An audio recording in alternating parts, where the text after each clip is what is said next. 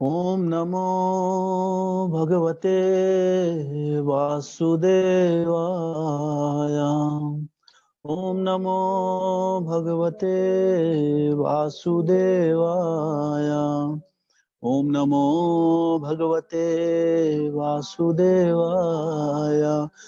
नारायणं नमस्कृत्यं नरं चैव नरोत्तमं देवीं सरस्वतीं व्यासं ततो जयं मुदीरये। नष्टप्रायेषु अभद्रेषु नित्यं भागवत सेवया भगवतीरुत्तम श्लोके भक्तिर्भवति नैष्ठिकी। कृष्णाय वासुदेवाय देवकी नंदनाय च नन्दगोपकुमाराय गोविन्दाय नमो नमः। ॐ अज्ञानतिमिरान्धस्य ज्ञानाञ्जनशलाकया चक्षुरुन्मिलितं येन तस्मै श्रीगुरुवे नमः। श्रीचैतन्यमनोभीष्टं स्थापितं येन भूतले स्वयं रूपा कदा मह्यं ददाति स्वपदान्तिकं। वन्देऽहं श्रीगुरो श्रीयुतापदकमलं श्रीगुरोन् वैष्णवांश्च श्रीरूपं साग्रजातां सहगना रघुनाथान्वितं तं सजीवं साद्वैतं सावधूतं परिजनसहितं कृष्णचैतन्यदेवं श्रीराधा कृष्णपादान् सहगना ललिता श्रीविशाखान्वितंश्च। नमः ओं विष्णुपादाय कृष्णप्रेष्ठाय भूतले श्रीमते भक्तिवेदांत स्वामी निति नामिने। नमस्ते सरस्वते देवे गौरवाणी प्रचारिणे निर्विशेष शून्यवादी पाश्चात्य देश तारिणे। नमो महावदन्याय कृष्ण प्रेम प्रदायते कृष्णाय कृष्ण चैतन्य नामिने गौर त्विसे नमः। हे कृष्णा करुणा सिंधु दीनबंधु जगतपते गोपेशा गोपिका कांता राधा कांत नमस्तुते। तप्त कांचन गौरांगी राधे वृंदावनेश्वरी वृषभानुसुते देवी प्रणमामि हरिप्रिये। वाञ्छाकल्पतरुभ्यश्च कृपा सिन्धुभ्य एव च पतितानां पावनेभ्यो वैष्णवेभ्यो नमो नमः। जय श्री कृष्ण चैतन्य प्रभु नित्यानंद श्री अद्वैत गदाधर शिवासादि गौर भक्त वृंद। हरे कृष्णा कृष्ण कृष्णा हरे हरे हरे राम राम राम हरे हरे। हरे कृष्णा कृष्ण कृष्णा हरे हरे हरे राम राम राम हरे हरे। हरे कृष्णा कृष्ण कृष्ण हरे हरे हरे राम राम राम हरे हरे।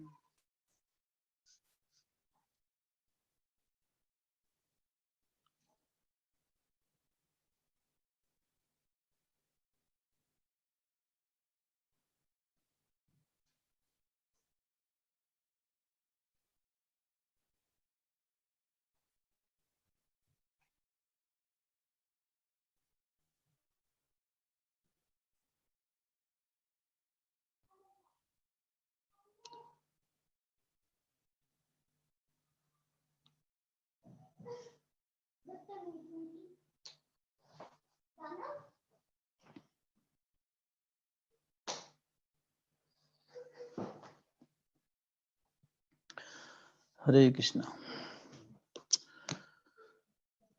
तो सभी भक्तों का स्वागत है आज की श्रीमद् भागवत कथा में। तो कौन भक्त बताएगा कौन से श्लोक पर हमने कल विराम दिया था? कहाँ से शुरू करेंगे आज?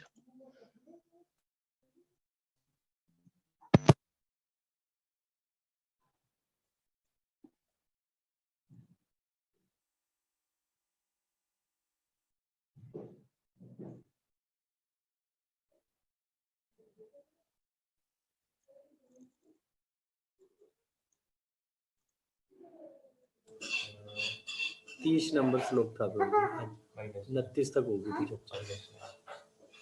30 हो गया जी प्रभु जी, 29 30।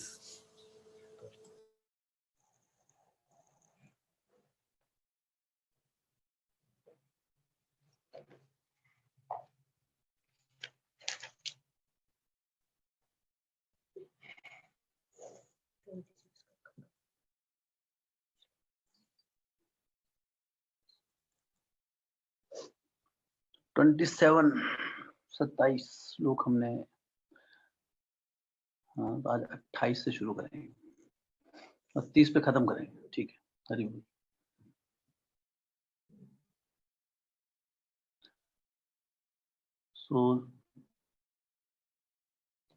श्रीमद् भागवतम प्रथम स्कंद दशम अध्याय श्लोक संख्या 28।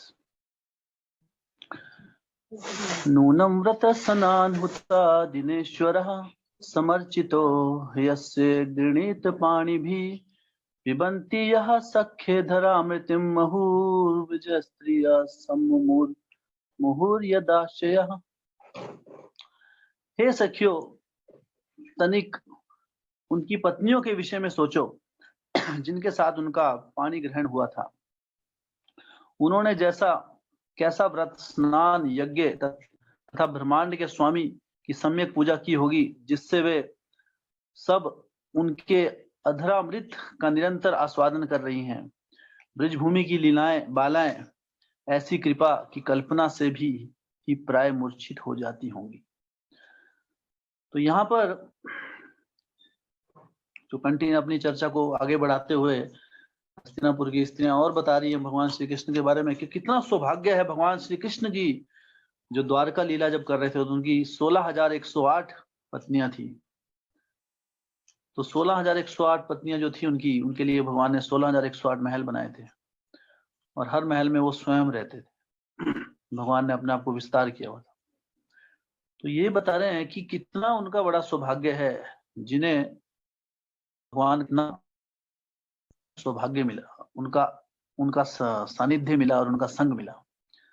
हाँ, भगवान को पति के रूप में भगवान श्री कृष्ण को उन्होंने पाया पति के रूप में। दरअसल भगवान के साथ भक्तों का 5 प्रकार से संबंध होता है, 5 प्रकार से रस जिन्हें कहा जाता है। हाँ, कौन कौन से रस होते हैं जिससे भक्तों का संबंध होता है भगवान से? बहुत बार हम चर्चा कर चुके हैं, कौन बताएंगे? जो भी चलता था वो कर, दास्य रस और गली ये चीज नहीं चलेगी, इनको ऐड माधुर्य रस, माधुर्य रस 2 और 5 रस हैं टोटल।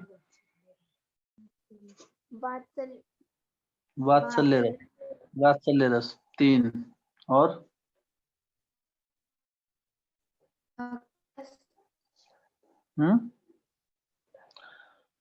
शांत रस और साक्ष्य रस। तो ऐसे भगवान से जो संबंध होता है भक्तों का 5 प्रकार के रसों में उसे विभाजित किया गया। मुख्य रस ऐसे तो बहुत और भी हैं, 5 मुख्य रस हैं। शांत रस, दास्य रस, साक्ष्य रस, वात्सल्य रस, माधुर्य रस। तो भगवान के साथ जो माधुर्य रस में है, जो भगवान की जो माधुर्य रस में सेवा करती हैं, वो कौन है? वो ब्रज की गोपियां और द्वारका की जो रानियां। हाँ, तो इस ब्रज के रस को भी 2 भागों में विभाजित किया गया है, स्वकीय और परकीय रस। तो जो स्वकीय रस है, स्वकीय रस मतलब जो भगवान की द्वारका में पत्नियां हैं, वो स्वकीय रस में आती है। हाँ, जिनका ऑफिशियल मैरिज हुई है जिनके साथ भगवान की। हाँ, भगवान तो सबके स्वामी हैं दरअसल, लेकिन इस जगत में जब उन्होंने ऐसी लीला की तो द्वारका में उन्होंने दरअसल 16,108 जो राजकुमारियां थी, उन्हें एक दैत्य ने उन्हें अपने कब्जे में कर लिया था। तो भगवान ने उनको छुड़ाया, हाँ, उस दैत्य को मारकर। और फिर भगवान से सभी ने वरदान मांगा कि अभी हम दैत्य ने हमको पकड़ लिया था, तो अब हमें और कोई स्वीकार नहीं करेगा, तो इसलिए आप हमें अपने रानी के रूप में स्वीकार कीजिए, पत्नी। तो भगवान ने सबसे मैरिज कर लिया। भगवान कर सकते हैं, भगवान के लिए संभव है। 16,108 और फिर अपने आप को 16,108 में विस्तार किया और एक गृहस्थ जीवन की तरह रहते थे। तो भगवान ने हर चीज का एग्जाम्पल दिया है, गृहस्थ आश्रम। तो भगवान श्री कृष्ण जो हैं, उनका जो ब्रज की जो गोपियां हैं और जो द्वार की रानी है, ये दोनों जो है भगवान के साथ माधुर्य रस में भगवान की सेवाएं करती हैं। कैसे? या तो उनके पति के रूप में या प्रेमी के रूप में। तो ये भी एक भगवान के साथ संबंध होता है भक्तों का। जैसे भगवान का जैसे शांत रस में कौन है? जो जानवर, जो जैसे मोर हैं, भगवान गाय हैं, बछड़े हैं, ये जो वृंदावन के, ये भगवान से शांत रस से संबंध रखते हैं। फिर दास्य रस, जो भगवान का दास बनकर, जैसे अर्जुन तो साख्य रस में, तो मित्र के रूप में। दास में कौन है? अक्रूर जी हैं जैसे, तो ये दास्य रस में आते हैं। उसके बाद वात्सल्य रस, यशोदा माई, नंद बाबा, देवकी, वसुदेव और बाकी सब बड़ी जो गोपियां हैं वृंदावन की, ये वात्सल्य रस में जो भगवान को अपने पुत्र के रूप में स्वीकार करती हैं। और माधुर्य रस, जो ब्रज गोपियां और द्वारिका की रानियां हैं, तो वो स्वकीय रस। और इसके क्योंकि वृंदावन की जो गोपियां हैं उनकी सेवा, उसे कहते हैं परकीय रस। तो इस प्रकार यहाँ पर हस्तिनापुर की जो स्त्रियां हैं, वो इनका सौभाग्य को कहने की कितना ऐसे सौभाग्य की कोई कल्पना भी नहीं कर सकता। ब्रज भूमि की बालाएं ऐसी कृपा की कल्पना से ही प्राय मूर्छित हो जाती होंगी। ऐसा सोचकर भी कि भगवान किसी को अपनी पत्नी के रूप में स्वीकार कर ले। सोचिए, किसी के पति हो भगवान श्री कृष्ण। सोच के देखिए लेडीज लोग, आप है ना, पति के रूप में कौन मिला है? अनंत कोटि ब्रह्मांड भगवान श्री कृष्ण। तो ऐसी कल्पना करके भी है ना कोई मूर्छित हो जाता है। कितना बड़ा सौभाग्य होगा द्वारका की जो रानियां हैं और जो ब्रज भूमि की जो गोपियां हैं उनका, जिनको भगवान ने अपने पत्नियों या प्रेमिकाओं के रूप में स्वीकार किया। और इस प्रकार उस रस में भगवान की सेवा किया। दरअसल यहाँ पर जो भगवान का जो पति पत्नी का संबंध है और या फिर प्रेमी का संबंध है, वो किसी भौतिक रस से उसकी कल्पना भी हमें नहीं करनी चाहिए, क्योंकि ये पूर्ण रूप से किसी भी प्रकार की इसमें त्रुटि नहीं है, कोई भौतिक भाव नहीं है इसमें। अन्यथा सुखदेव गोस्वामी जैसे सन्यासी या चैतन्य महाप्रभु जैसे सन्यासी इन लीलाओं को सुनकर आस्वादन नहीं करते। अगर आप किसी इस भौतिक जड़ जगत के किसी स्त्री और किसी पुरुष के संबंध के बारे में श्रवण करेंगे, तो हमारे हृदय में हमारा हृदय दूषित होगा, उससे अलग अलग वासनाएं जागृत होंगी, उससे हृदय का शुद्धिकरण नहीं होगा, भगवान के लिए प्रेम जागृत नहीं होगा। लेकिन सुखदेव गोस्वामी कहते हैं कि जब हम भगवान श्री कृष्ण की लीलाओं का श्रवण करते हैं ब्रज गोपियों के साथ, तो हृदय पूर्ण रूप से शुद्ध हो जाता है और सारी काम क्रोध लोभ, सारी काम इच्छाएं हृदय से, वासनाएं सब खत्म हो जाती हैं। तो ये है भौतिक रस और भगवान के संबंध।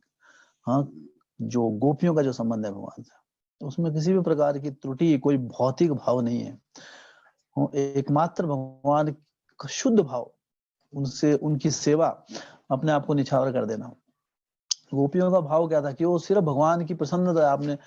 हमने कथा कई बार सुनी है कि किस प्रकार नारद मुनि जो हैं, जब भगवान श्री कृष्ण को कहा कि मेरे सर में दर्द है, तो मुझे अपने भक्तों की धूली चाहिए, तो गोपियों ने क्या किया?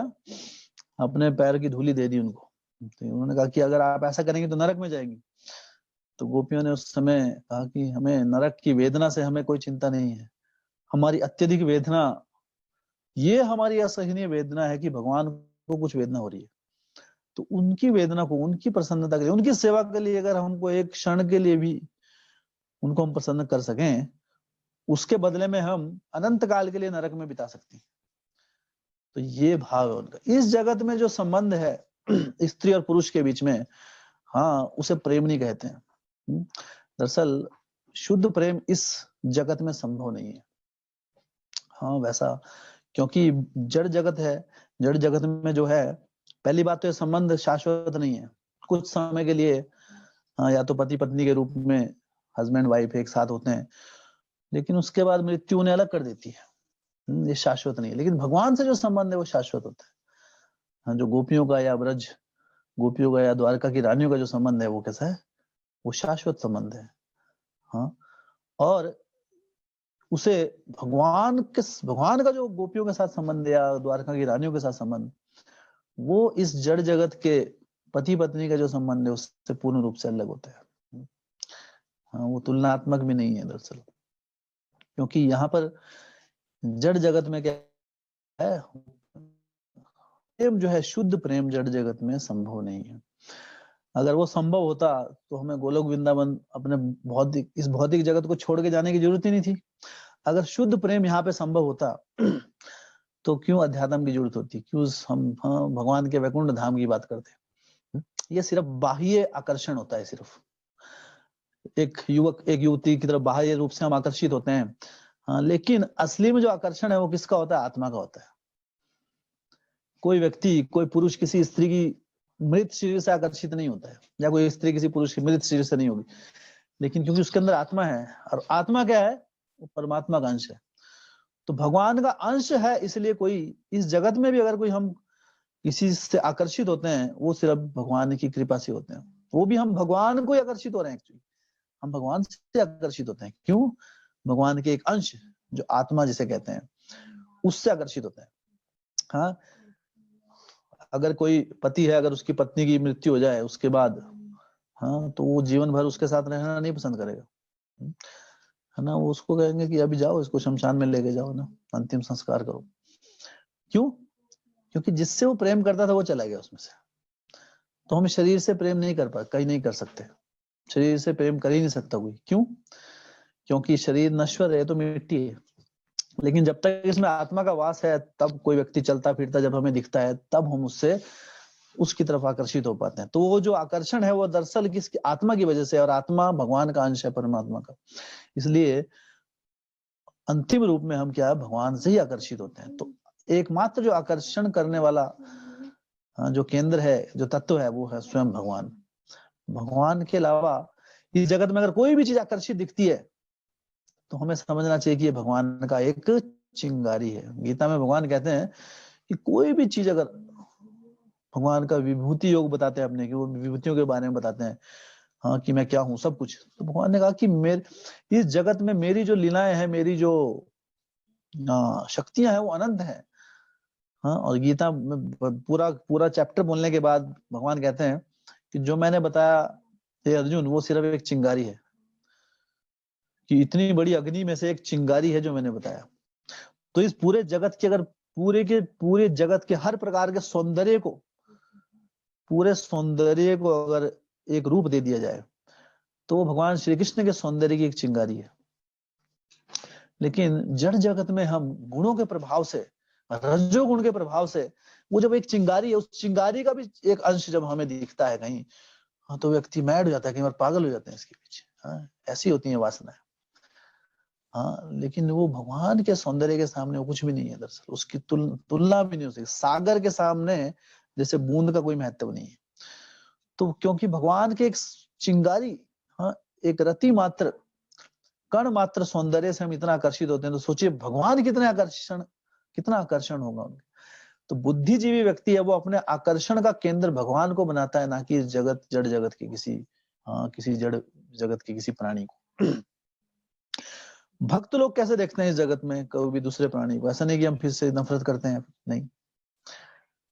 जब भक्त किसी व्यक्ति को देखता है तो वो कैसा देखता है, उसको देखते हैं कि ये भगवान का ही रूप है। क्योंकि भगवान इतने, अगर कोई भी सुंदर चीज, कोई फूल दिखता है, हाँ, कोई नेचर से ना, कोई प्रकृति का सौंदर्य देखते हैं हम, हाँ, या कोई स्त्री किसी पुरुष को, या पुरुष किसी स्त्री को देखता है, अगर कोई सौंदर्य दिखता है उसमें, तो हमें स्मरण होना चाहिए कि ये सौंदर्य, हाँ, जो है हमें दिखाई दे रहा है, ये सिर्फ भगवान के सौंदर्य की एक चिंगारी है सिर्फ।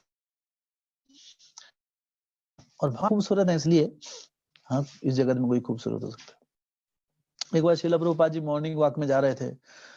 श्रील प्रभुपाद जी हर रोज जब विदेश में थे तो सुबह की सैर पर निकला करते थे अपने भक्तों के साथ, और फिर आध्यात्मिक चर्चा किया करते थे। श्रील प्रभुपाद का जो जीवन है, अगर हम पढ़ेंगे, जीवनी पढ़िए, अगर आप सबको पढ़ना चाहिए दरअसल श्रील प्रभुपाद लीलामृत में। हाँ, एक क्षण भी हो कभी भी कृष्णा भावना से हाँ विपरीत या परे नहीं मना बिताते थे अपना। तो मॉर्निंग वॉक में जब जाते थे तो सभी भक्तों को अलग अलग शिक्षाएं देते थे। उनकी अलग से एक सीरीज है मॉर्निंग वॉक सीरीज, उसमें अनेकों शिक्षाएं देते थे। तो एक बार वो जा रहे थे श्रील प्रभुपाद जी अपने भक्तों के साथ में उनके भक्त थे, जा रहे थे। तो एक भक्त तो उस समय जब वो मॉर्निंग में जा रहे थे तो उस समय वहां से विदेश में कोई एक सुंदर स्त्री वहां से गई। तो जो साथ में जो भक्त था उसकी तरफ देखने लगा। तो नजर पड़ गई उसकी। तो वो देखने लगा उधर। तो फिर उसकी नजर एकदम हटा ली उसने कि ये प्रभुपाद जी साथ में है ऐसा। तो जैसे ही उसने नजर हटाई प्रभुपाद जी की तरफ देखा तो प्रभुपाद जी भी उसी की तरफ देख रहे थे। उसको बोला तो दोनों की नजरें मिली एक सब।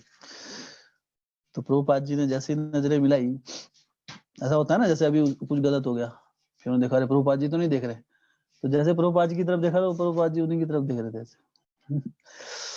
तो प्रभुपाद जी ने कहा तो चुप हो गया, अभी क्या करे, अभी क्या रिएक्शन दे। डर गया उस समय थोड़ा कि यहाँ प्रभुपाद जी ज्ञान की बातें कह रहे हैं और इधर उधर ध्यान भटका रहा है अपना। तो प्रभुपाद जी बोलते शी इज ब्यूटीफुल ना, सुंदर है ना वो। तो और कंफ्यूज हो गया, अभी क्या जवाब दूं। प्रभुपाद जी ने बोल दिया सामने से शी इज ब्यूटीफुल। फिर प्रभुपाद जी ने बोला see she is beautiful because Krishna is beautiful. ये सुंदर है क्योंकि कृष्णा सुंदर है। अदरवाइज भगवान श्री कृष्ण के बिना सौंदर्य का कोई अर्थ नहीं है। तो सोचो ये अगर तुमको कुछ सौंदर्य अगर इसमें दिख रहा है तो इसको बनाने वाला कितना सुंदर होगा। हाँ, तो उस सौंदर्यवान जो उद्गम है सौंदर्य का उस पर अपना ध्यान केंद्रित करो। जड़ जगत के सौंदर्य के तरफ भटकाओगे तो उस सौंदर्य से हाँ वो सौंदर्य कभी नहीं मिल पाएगा भगवान के सौंदर्य। तो इस प्रकार हाँ गुरु जो है ना हमें इस प्रकार अलग अलग ज्ञान देते हैं। तो कि असली जो सौंदर्य है इस जगत में वो कहाँ से आता है, उसका उद्गम स्थान है भगवान श्री कृष्ण। कृष्ण का अर्थ ही है सर्व आकर्षक, जो सबको आकर्षित कर ले। उस शब्द को क्या कहते हैं संस्कृत में, कृष्ण। ये कृष्ण का अर्थ होता है। कृष्ण शब्द का अर्थ है जो सबको आकर्षित करे, वो है कृष्ण। कृष्ण से कोई बिना आकर्षित हुए नहीं रह सकता। हाँ, इस भौतिक जगत का कोई दूसरा कोई भी प्राणी, हाँ मनुष्य ही नहीं जानवर भी भगवान की तरफ आकर्षित होते हैं। जब चैतन्य महाप्रभु इस जगत में आए थे तब वो प्रचार के लिए जब दक्षिण भारत में गए जाने तो रास्ते में एक झारखंड नामक एक वन आया, झारखंड, हाँ जो झारखंड राज्य है अभी, तो वहां वन में गए वो। उसमें चैतन्य महाप्रभु प्रचार करने लगे। किसको, जानवरों को प्रचार करने लगे। हाँ, एक बहुत सुंदर भजन भी है, ढूले ढूले गौरा चांद हरि गुण गाए वृंदावने नाचे गौरा राय ढूले ढूले गौरा चांद हरि गुण गाए। ढूले ढूले गौरा चांद, गौरा चांद कौन है, चैतन्य महाप्रभु। गौर ढूले ढूले, ढूले मतलब झूम झूम के गा रहे हैं। प्रभुपाद जी कहते थे अगर आपको असली में चैतन्य चरितामृत का आनंद लेना है तो आपको बंगाली आनी चाहिए, क्योंकि ढूले ढूले को अंग्रेजी में कैसे एक्सप्लेन करेंगे, एक्सप्लेन नहीं कर सकते हम अंग्रेजी भाषा में और किसी भाषा में, है ना। जैसे कई बार होता है ना, कोई कुछ चीजें हम लोकल अपनी लैंग्वेज में अच्छे से बता सकते हैं, उसको अंग्रेजी में नहीं बता सकते आप। तो कि भगवान जो है इस प्रकार वो नाचे गोरल, भगवान नाच नाच के जा रहे हैं वृंदावन की तरफ। और रास्ते में झारखंड वन आया, तो झारखंड फॉरेस्ट में वन में जब वो गए तो वहां पर जितने भी जंगली जानवर, हिरण, शेर, हाथी, है ना, लोमड़ी, जितने भी वहां पे जंगली जानवर थे सब भगवान से आकर्षित होकर उनकी तरफ आ गए। इतना सौंदर्य था चैतन्य महाप्रभु का। और ऊपर से राधा रानी की कांति, एक तो कृष्ण और साथ में राधा रानी के एक तप्त कांचन गौरांगी, तपते हुए सोने के समान स्वर्ण, इसलिए उनका नाम है गौर अंग। हाँ, ऐसा उनका सौंदर्य था। तो महान सखा प्रभु आज्ञा दे रहे हैं कि भजन गाया जाए थोड़ा। उन्होंने भजन डाल दिया। वृंदावनेर तरुलता प्रेमे कोए हरि कथा, निकुंजेरा पखी गुली हरि नाम सुनाय, ढूले ढूले गौरा चांद हरि गुण गाए, गौर बोले हरि हरि, सारी बोले हरि हरि, मुखे मुखे सुख सारी, हरि नाम गाए, दूले दूले गोरा चांद हरि गुण गाए, हरि नाम मत होए, हरि नासी छेदे, मयूरा मयूरी प्रेमे, मयूरा मयूरी प्रेमे, नाचिया खेलाए, दूले दूले गोरा चांद हरि गुण गाए, प्राणे हरि ध्याने हरि, हरि बोलो बदन भुरी, हरि नाम गे रस गेले जा, दूले दूले गौरा चांद हरि गुण गाए, आसिया जमुना कुले नाचे हरि हरि बोले, जमुना उठोले ऐसे चरण धोआ, दूले दूले गोरा चांद हरि गुण गाए। दरअसल ये जो भजन है जब चैतन्य महाप्रभु वृंदावन पहुंच गए थे उसके बाद गाया। तो वो अपनी यात्रा में तो वृंदावन को, यहाँ पे वृंदावन के मोर भी नाच रहे हैं, साथ में सब नाच रहे हैं, शुक नाच रहे हैं, तोते नाच रहे हैं। तो भगवान का आकर्षण इतना हाँ मन को मोहने वाला है कि जानवर जो है वो भी आकर्षित हो जाते हैं। तो क्या कर रहे थे उस समय जब भगवान झारखंड से जा रहे थे, तो सारे हाथी, घोड़े, शेर, तेंदुए एक साथ इकट्ठे हो गए, और तेंदुआ उस समय हिरण को नहीं देख रहा था, चैतन्य महाप्रभु का दर्शन ले रहा था। नॉर्मली अगर शेर चीतों के सामने हिरण आ जाए तो क्या होगा, आपने देखा होगा डिस्कवरी चैनल में, है ना। तो उनका तो भोजन है वो।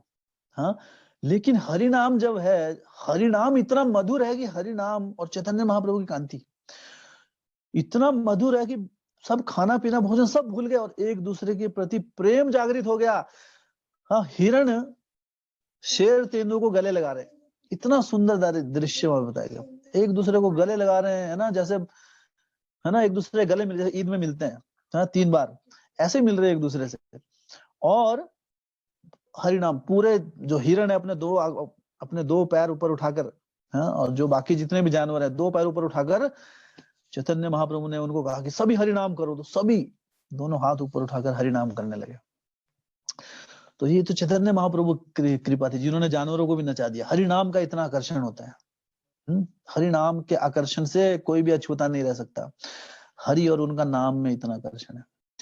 तो भगवान का जो आकर्षण है वो जानवरों को भी आकर्षित कर सकता है। ये असली सौंदर्य है। हाँ, ऐसे सौंदर्य का क्या लाभ जो सिर्फ एक ही स्पीशीज कोई कर सके। जैसे एक मनुष्य है जो वो अपने दूसरे उसकी तरफ जाए, स्त्री पुरुष की तरफ आकर्षित होती है ना, स्त्री पुरुष स्त्री को देखकर, लेकिन कोई पुरुष किसी भैंस को देख के तो आकर्षित नहीं होगा, है ना। भैंस भैंस बहुत आकर्षित है, या किसी कॉकरोच को देख के आकर्षित नहीं होगा ना, या चिड़िया को देख कर। लेकिन भगवान से सब आकर्षित होते हैं। ये कॉकरोच, हाँ, वो भी आकर्षित। जैसे ऐसा नहीं है कि भैंस में सौंदर्य नहीं होता, भैंस का सौंदर्य भैंसे को पता है, वो किसी स्त्री की तरफ आकर्षित नहीं होगा, वो उधर आकर्षण होगा उसका ना। एक एक स्पीशीज एक अपने अपने स्पीशीज में आकर्षित होते हैं। लेकिन कृष्ण जो है, इसलिए उनका नाम क्या है? कृष्ण का नाम है सर्व आकर्षक। हाँ, इति कृष्ण, जो कृष्ण है वो सबको आकर्षित करने वाले, क्योंकि सारा का सारा आकर्षण उनसे आया। बाकी ये तो सब शरीर है, आज मनुष्य शरीर में है, कल किसी दूसरे जानवर के शरीर में होंगे हम। इस शरीर को ज्यादा वैल्यू नहीं देनी चाहिए। इस शरीर के पीछे हम पूरा जीवन बिता देते हैं। ये जो आकर्षण है, दरअसल ये जड़ जगत में, प्रभुपाद जी कहते हैं, शास्त्र कह रहे हैं हमारे, आगे हम पढ़ेंगे अभी, कि ये जो भौतिक जगत है, खासकर जो ग्रह मेदी, हाँ, जो ग्रह मेदी जीवन है, जब भगवान को केंद्र मानकर कोई गृहस्थ आश्रम में आता है, सिर्फ स्त्री पुरुष एक दूसरे के सौंदर्य को ध्यान में रखकर, एक है ना, आजकल जो मैरिज होती है कलयुग में, बहुत जगह अभी इस बड़े बड़े शहरों में कुंडलियां भी नहीं मिलाई जाती। सिर्फ एक दूसरे पसंद करते हैं, आप मुझे पसंद है, आप मुझे पसंद हो, हाँ, तो मैरिज होती है। सिर्फ बाह्य आकर्षण को देखकर, सौंदर्य को देखकर शादी। और जितनी जल्दी वो शादी होती है उतनी जल्दी टूट भी जाती है, वो डाइवोर्स। विदेशों में नॉर्मल है। विदेशों में 70%, अमेरिका के आंकड़े हैं, 70% जो विवाह हैं वो 3 साल के अंदर डाइवोर्स में बदल जाते हैं।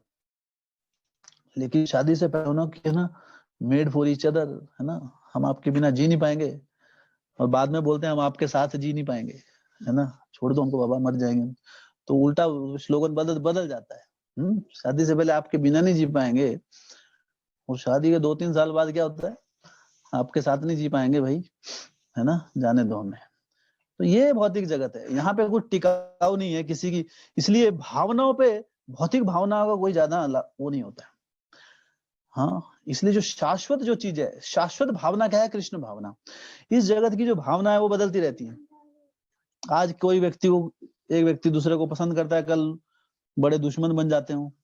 ऐसे कितने केस होते हैं जिनकी गहरी मित्रता होती है बचपन में, बाद में वो इतने बड़े दुश्मन बन जाते हैं, एक दूसरे की शक्ल भी नहीं देखना चाहते हैं। 2 भाई बचपन में एक साथ खेले कूदे सब कुछ किया, बाद में एक दूसरे के दुश्मन, किसी के घर आना जाना कुछ नहीं होता है। भावनाएं बदलती रहती है इस जगत में, कोई वैल्यू नहीं है इस भावनाओं की।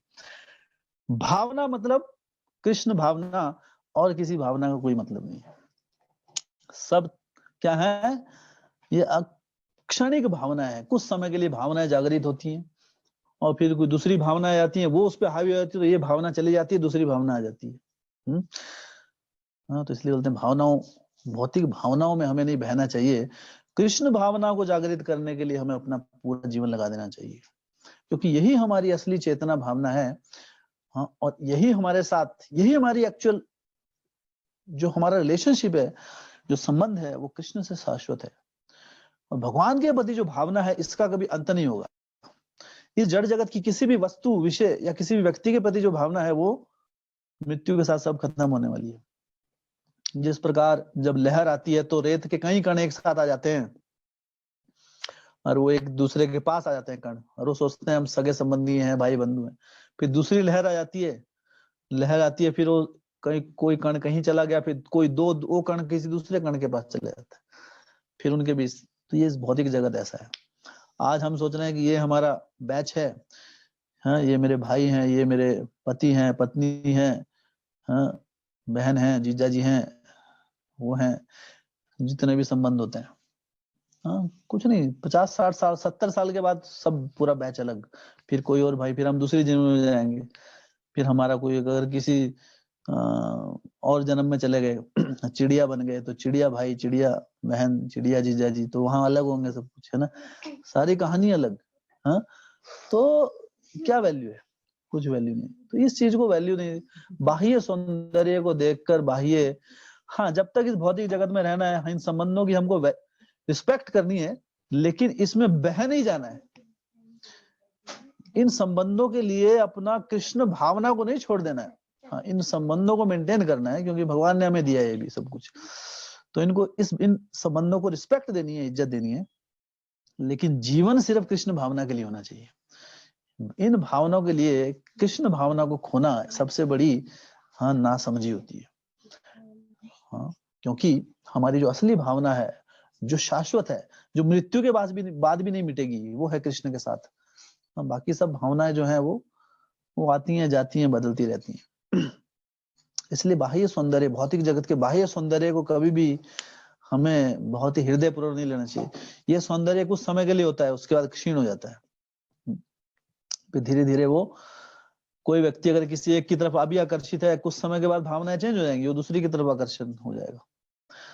हाँ, इस जगत में जो आकर्षण होता है वो तब तक होता है जब तक हम उस चीज को पा नहीं लेते हैं। पाने के बाद वो चीज का आकर्षण खत्म हो जाता है, फिर दूसरी की तरफ बदल। लेकिन कृष्ण के साथ ऐसा संबंध नहीं है। कृष्ण को संबंध जो है, जब तक कृष्ण को पा नहीं लेंगे तब तक आकर्षण बढ़ता रहेगा, और कृष्ण को जब पालेंगे तब भी आकर्षण बढ़ता रहेगा अनंत काल के लिए, क्योंकि कृष्ण का सौंदर्य अनंत है और कृष्ण की तरफ हम आकर्षित होते रहेंगे। इस जगत में जो व्यक्ति है उसका नियमित आकर्षण है, उसका आकर्षण एक सीमा है, उसके बाद एक व्यक्ति दूसरा को आकर्षित नहीं कर सकता। लेकिन कृष्ण का आकर्षण कैसा है, जैसे वृंदावन में क्या होता है, वृंदावन में जब वृंदावन का हर कोई भक्त है, वृंदावन का फूल भी भक्त है, तो वृंदावन का जब फूल कृष्ण को देखता है तो वो क्या है, बड़ा प्रसन्न हो जाता है फूल, और उसका सौंदर्य खिल जाता है और खिल जाता है, फूल भी खिल जाता है, और कृष्ण को देख के फूल खिलता है ना। फूल का सौंदर्य है, लेकिन कृष्ण का सौंदर्य फूल से भी ज्यादा होता है, तो फूल अपने आप को और असली और अधिक खूबसूरत बना लेते हैं वहां, ताकि कृष्ण को मुझे उससे देखने में आनंद आए। और जब कृष्ण उसको देखते हैं कि अरे इसने मुझे मेरे लिए इतनी सेवा की, अपने आप को और खूबसूरत बनाया, तो कृष्ण अपने आप को और खूबसूरत बना लेते हैं, और कृष्ण को और खूबसूरत होते हुए देखकर फूल और खूबसूरत हो जाता है, और फिर फूल को और खूबसूरत देख कृष्ण और ये चलता रहता है अनंत काल तक। तो कृष्ण की जो ब्यूटी है वो बढ़ती रहती है, उसमें लिमिट नहीं है कि बस लिमिटेशन, इसके बाद नहीं। और कृष्ण से सुंदर भी और कोई नहीं। क्यों? क्योंकि उनका जो आकर्षण है, हाँ, उसकी कोई सीमा नहीं है दरअसल। इसलिए कृष्ण के साथ संबंध से कोई बोर नहीं होता है। इस जगत में हम बोर हो जाएंगे बेशक एक संबंध से, लेकिन कृष्ण के साथ जो संबंध है वो बोरिंग संबंध नहीं है। क्यों? क्योंकि कृष्ण अनंत है, उनकी लीलाएं अनंत हैं।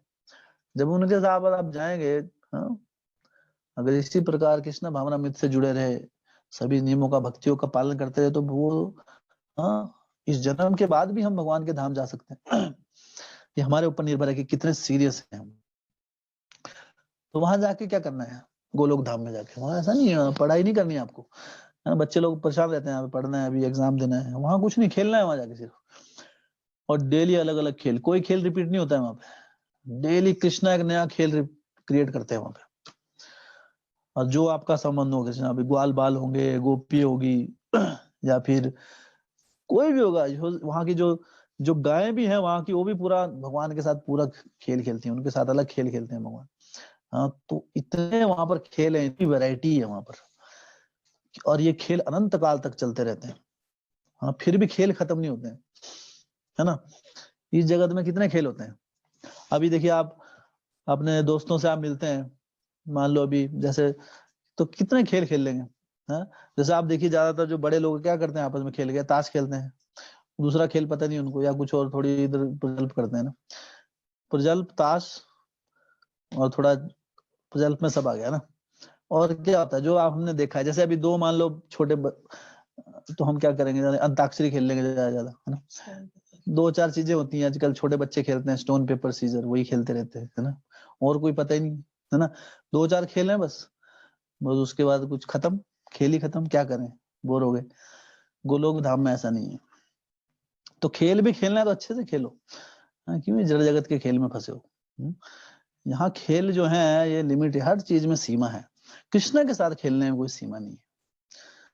हाँ, लेकिन वो सौभाग्य प्राप्त करने के लिए, यहाँ क्या बता रही है भागवतम, कि उन सखियों ने कितना सौभाग्य होगा, कि उन्होंने कैसा व्रत किया होगा, व्रत, स्नान, यज्ञ, कितने यज्ञ किए होंगे उन्होंने, कितना मतलब तपस्या की होंगी उन्होंने, कि कृष्ण के साथ उनको पर्सनल ऐसे सानिध्य, समीप का सानिध्य उन्हें मिला। तो व्रत, है ना, ये सब हम लोग, तो यही भक्ति योग है। नियम, स्नान, यज्ञ। हमारे लिए कलयुग में क्या यज्ञ दिया है भगवान ने, चैतन्य महाप्रभु ने? संकीर्तन यज्ञ, हरे कृष्णा कृष्ण कृष्णा हरे हरे, हरे राम राम राम हरे हरे। इस महामंत्र में खो जाइए। इस महामंत्र को जपना नहीं है, सिर्फ इस जहां महामंत्र को जीना है। तब भगवान श्री कृष्ण जो है इस जगत में रहते हुए भी उनका सानिध्य हम यहाँ पे भी प्राप्त कर सकते हैं। जब तक हम कृष्ण उस लोक में जाने के लिए पूर्ण रूप से तैयार नहीं हो जाएंगे, शुद्ध नहीं हो जाएंगे, तब तक वहां एंट्री नहीं मिलती हमको। तो ये हरि नाम जो है इसके प्रति हमें समर्पित होना है। हाँ, इसलिए कहते हैं कि हमें हरि नाम क्या करना है, जपना नहीं है, we should take shelter. Shelter क्या होता है, शरण लेनी, शरणागत होना है हरि नाम का। हे राधे हे कृष्णा, अनेकों अनेक जन्मों से, अनेकों अनेक है ना, अनगिनत जन्मों से मैं इस जगत में भटक रहा हूँ, है ना, कृपया करके मुझे अपनी सेवा में, जो मेरी शाश्वत सेवा है, हर भक्त की, हर जीव की एक सेवा है गोलोक धाम में, तो मुझे वो अपनी सेवा प्रदान करे। तो हमें क्या इस भावना से, हर एक महामंत्र में ये भावना होनी चाहिए हमारी बैकग्राउंड में, हे राधे हे कृष्णा मुझे अपनी सेवा में लगाए। तो जब भगवान हमारा वो समर्पण देखते हैं हरि नाम में, तब वो हरि नाम में खुद को प्रदर्शित करते हैं। अदरवाइज हरि नाम कैसा है, जैसे कुछ आपने देखी होंगी, कुछ बंदूकें होती हैं, वो आवाज तो करती हैं लेकिन गोली नहीं चलती उससे। जैसे बच्चों को एक देते हैं ना दिवाली में, वो आवाज तो करेगी वो एकदम, पर कोई मरेगा नहीं उससे, है ना, कुछ फायदा नहीं होगा उसको, कोई लगेगी नहीं, गोली नहीं होती उसमें, धुआं उठेगा। तो हमारा हरि नाम भी वैसे हो जाएगा, धुआं उठेगा, आवाज आएगी हरे कृष्ण लगेगा, अरे जबरदस्ती उठी है, लेकिन वो ध्यान कहाँ पर है, वो डिपेंड करता है। क्या होनी चाहिए चेतना साथ में हरि नाम करते हुए, हरे कृष्णा राधे कृष्णा, हे कृष्णा हे राधे हे कृष्णा मुझे अपनी सेवा में लगाए। एक एक महामंत्र को अनमोल है दरअसल, एक महामंत्र भी बिना उस पर ध्यान केंद्रित किए छूटना नहीं चाहिए हमारा। जब वो परिस्थिति आ जाएगी ना, हाँ, तब भगवान को पाना सुलभ हो जाएगा। फिर हम समझ पाएंगे अध्यात्म है क्या। अभी हम सिर्फ शुरुआती स्टेज पर है। हाँ, अभी हमें एक स्तर पर हमें ठीक है, अच्छी बात है, कृष्णा कॉन्शियस अच्छे लोग हैं, है ना, कृष्णा को पाना है, कृष्ण प्रेम, अभी सिर्फ बाह्य बातें हैं। असली कृष्ण प्रेम होता क्या है और समर्पण होता क्या है, ये हरिनाम। हरिनाम जब तक नहीं जपेंगे, कितनी भी फिलॉसफी है, कितनी भी हम चर्चा कर लें, उसको जीवन में अपनाने की दृढ़ता नहीं आ पाएगी कभी भी। एकमात्र हरिनाम ही एक ऐसी दवाई है जिससे हम इन नियमों को जीवन में अच्छे से पालन कर सकते हैं। हाँ, हरे नाम केवलम, सिर्फ हरि नाम ही सब कुछ है। हाँ, तो इतना सब जानने के बाद, हाँ, बिरला ही कोई व्यक्ति ब्रह्मांड में ये जान पाता है कि हरे नाम केवलम, हाँ, कि हरे नाम ही सब कुछ है। ये इस बात का बोध होना भी कि किसी विरले को मिलता है, लेकिन मिलने के बाद क्या, हम क्या कर रहे हैं उसका। हाँ, फिर हम आनाकानी नहीं करनी चाहिए, पूर्ण रूप से अपने आप को हरिनाम को दे दो। हरिनाम हमारे लिए नहीं है, हम हरिनाम के लिए हैं, हरिनाम की सेवा, हरिनाम हरि है कोई, तो उनकी सेवा के लिए भक्तों के संग में आकर, संग में क्यों आते हैं हम, कई बार लोग पूछते हैं कि ये आप वीडियो क्लास चला के क्या करते हैं, ढोंग कर रहे हैं आप लोग, सब कुछ नहीं, ढोंग नहीं है, संग ले रहे हैं हम। दरअसल ये संग लेने का माध्यम है, टेक्नोलॉजी का हम फायदा उठा रहे हैं। तो संघ के बिना संकीर्तन नहीं हो सकता। भक्ति के जितने भी नियम हैं, जितने भी विधान हैं, जब उनका पालन हम संघ में करते हैं, तब उसका असली में हमें लाभ मिलता है। जब तक हमारे हृदय में हमें भक्तों के संग की वैल्यू का बोध नहीं होगा, तब तक हमारी जो भक्ति है वो एक स्तर से ऊपर नहीं उठ पाएगी। भक्तों की भी 3 श्रेणियां बताई गई हैं, कनिष्ठा, मध्यमा और उत्तम अधिकारी। कनिष्ठ भक्त वो होता है जिसे भगवान के प्रति तो आकर्षण होता है, भगवान के विग्रहों से पसंद होते हैं उसे, राधा कृष्ण पूजा करता है, वो गीत गाता है, लेकिन भक्तों की वैल्यू उसे नहीं पता होती है, वो भक्तों को वैल्यू नहीं देता है। इसे कहते हैं कनिष्ठ। कनिष्ठ मतलब सबसे नीचे का भी, शुरुआती दो, इसे कहते हैं शुरुआती भक्त। और जो मध्यम अधिकारी है वो क्या है, उसे किसका, उसे भगवान का भी विग्रहों से भी आकर्षित है, कृष्ण से भी, उनके नाम से भी, और उसे ये भी पता है कि भक्तों का संग का मोल क्या है, कि भक्तों का संग अनमोल है। इस बात की जब तक पूर्ण रूप से हृदय में दृढ़ता से अगर ये विचार जब तक नहीं आएगा, तब तक हम भक्ति मार्ग में वो उस चीज को नहीं समझ पाएंगे कि भक्ति है क्या। ये जो हम भागवतम जो पढ़ रहे हैं, सौभाग्य की, बड़े बड़े सौभाग्य की बात करें, अभी शब्दों में समझ रहे हैं हम, असली उस चीज की अनुभूति नहीं हो पाएगी हमें। तो इसलिए भक्तों का संग बहुत महत्वपूर्ण है। इसलिए बार क्यों कहा जाता है संग में आइए, समय पे आइए। समय पे क्यों आइए? क्योंकि उस समय भक्त आएंगे एक साथ, बाकी समय में आके कोई लाभ नहीं है ना। सुबह 4, 5, 6 पूरे दिन आके कोई फायदा नहीं है ना वीडियो में। क्यों बोला जाता है 7:45 पे? क्योंकि उसके बाद भक्त अल्टीमेटली टारगेट वही है कि संग में आकर हम भक्ति कर सकें, अधिक से अधिक समय दे सके एक दूसरे को, हम एक दूसरे की मदद करते हैं, सेवा है, एक दूसरे का सानिध्य देना है सबको। तो यही सेवा है हमारी। और फिर उत्तम अधिकारी, उत्तम अधिकारी क्या है? तो मध्यम अधिकारी क्या होता है? जिसको भगवान से भी आकर्षण होता है और भक्तों की भी अनमोल, भक्तों की जो वैल्यू है, भक्तों की जो कीमत है, मोल उसे पता होता है, लेकिन वो असत्संग से दूर रहता है। असत्संग जो है वो उनसे दूर रहते हैं। तो हमें कम से कम जो मिनिमम जो स्टैंडर्ड है वो मध्यम अधिकारी होना चाहिए हमारा। और मध्य अधिकारी कौन है? जिसका एकमात्र लक्ष्य कृष्ण हो जाता है।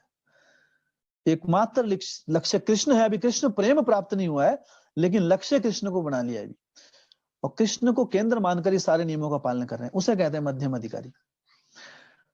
तो हमारा जो टारगेट है वो क्या है? मध्यम अधिकारी।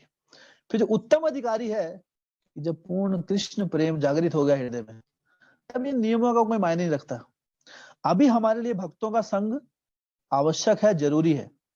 ये हमारी आवश्यकता है, हमारी जरूरत है, इसके बिना हम जी नहीं सकते भक्ति में। और शुद्ध भक्ति मार्ग में उत्तम अधिकारी बनने के बाद भक्तों का संग हमारे लिए स्वाभाविक हो जाएगा। फिर हम भक्तों के संग के बिना हम ऐसे भी जी नहीं पाएंगे। तब जरूरत नहीं होगी। अभी भक्तों के संग की जरूरत है, शुद्ध भक्ति के बाद भक्तों के संग की जरूरत नहीं होगी कि हमें भक्ति में आगे बढ़ने के लिए, लेकिन भक्तों का संग स्वाभाविक हो जाएगा। क्योंकि कृष्ण प्रेम, हाँ, भक्तों को से क्या, भक्तों में क्या करते हैं, भक्तों का अर्थ क्या है? भक्तों के माध्यम से हम कृष्ण को पाते हैं। तो अभी हमारी ये जरूरत है ना, और बाद में ये हमारा जीवन बन जाएगा भक्तों का संग। फिर हम ऐसे ही नहीं रह पाएंगे भक्तों के संग के बिना। तो अभी हमको अगर संग की इच्छा नहीं हो रही तो जबरदस्ती संग लेना है, हाँ, और बाद में संग के बिना हम रह नहीं पाएंगे। बस ये अंतर है। तो अल्टीमेट संग तो छोड़ना ही नहीं है, अभी भी नहीं और तब भी नहीं। हाँ, और यही एक असली जो मित्रता है वो सिर्फ भक्तों के संग में ही होती है। क्योंकि ये मित्रता कभी टूटती नहीं है, क्योंकि ये मित्रता शाश्वत काल के लिए होती है। भक्त है ना, भक्त क्या बाद में कहाँ जाते हैं? भगवान के धाम, वहां जाकर भी साथ में, हाँ, रहकर भगवान की सेवा करनी है। तो ये मित्रता शाश्वत होती है। तो ऐसी चीज के लिए कार्य कीजिए जो शाश्वत है, ना कि जो टेम्परेरी है। तो बहुत बहुत धन्यवाद सभी भक्तों का नम्रता पूर्वक श्रवण करने के लिए। किसी भक्त का कोई प्रश्न है?